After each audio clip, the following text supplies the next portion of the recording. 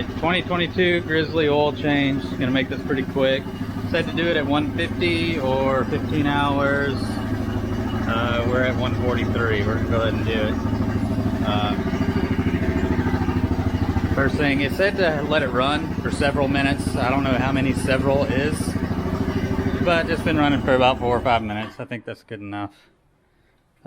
First thing I do is I'm gonna open this for your oil. I'm gonna pop this out and just kind of let it sit there, just so air can get in, because we're gonna let all the oil out. It needs air to come in behind it. 17 millimeter right here. We're going to stick our 17 millimeter. I mean, you can't miss it. The hole's right here. I mean, it ain't gonna be too bright, but that's all there is to it. So we're gonna do that and let her drain. I just want to throw this in here. Always, I recommend using, when you're first, especially from factory, when you're first changing the oil, use a cheater bar, just a bar to give you a little more leverage to break that nut loose. Just real quick while it's draining, just want to show y'all. I went with this. It's actually a kit for a R-Max, but it comes with enough oil that I can do 2 oil changes. I'll just have to get another filter. But it also comes with the, I got it off Amazon, it comes with the oil filter wrench. Most of the kits I found for the Grizzly or for the Kodiak just had your standard oil, didn't have synthetic. I didn't find any synthetic kits, but this all comes with the 10W40 synthetic, so kind of a elitist when it comes to this, so I keep them well taken care of. But she's draining right now. Let's see. It's pretty dark. But I normally would go with AmSoil, but since, if y'all don't know, there's a Yamaha Lube Advantage. I think it's 20 years warranty, 100,000 miles, 5,000 hours on the engine if you use Yamaha Lube products and the Yamaha filter. All you have to do is have the oil and the filter.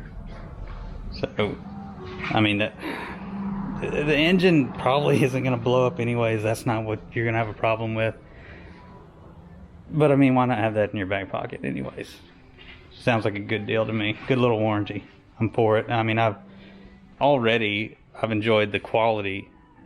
I could tell there's a quality difference between the Yamaha and my old Can-Am.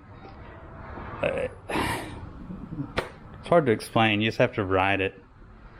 It just, I had all the squeaks and stuff with the Can-Am and just so many questions about it. Man, this thing just feels so sure-footed, just built well. I'm happy with it so far. I'm happy with my decision. You're also going to have to remove this panel here, the screw and this screw. They're both 10 millimeter nuts, but on the other side you're going to have a 4 millimeter Allen head, because back there is your oil filter. This makes it easier to get to. I forgot to mention too, there's also a bolt down here. You gotta get also 10 millimeter. Alright, so we got the oil filter off. Everything's pretty much drained. At this point, I mean, you should know this. You want to put your drain plug back in.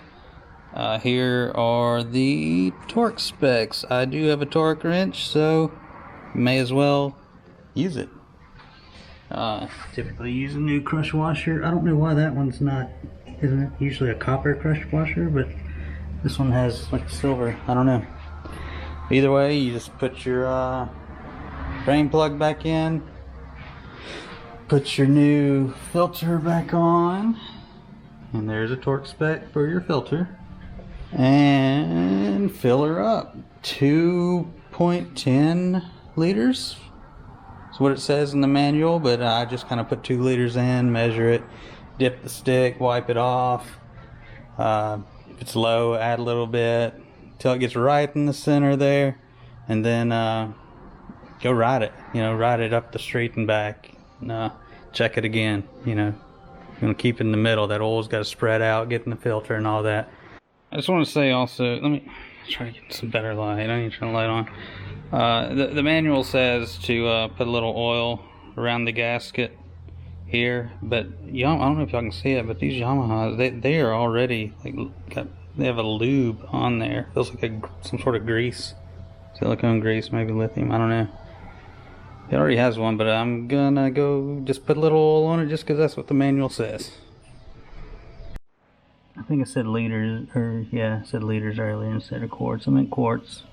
But see, the synthetic is it's almost clear, and that's what I like in an oil. That way, when I when I drain it next time, I can see all the contaminants. This is the end result. This is the oil that came out. I wish I had like a white container. It'd be easier to see, but it looks like it has stuff in it, but they say they put in additives from the factory, so that's it. We're done.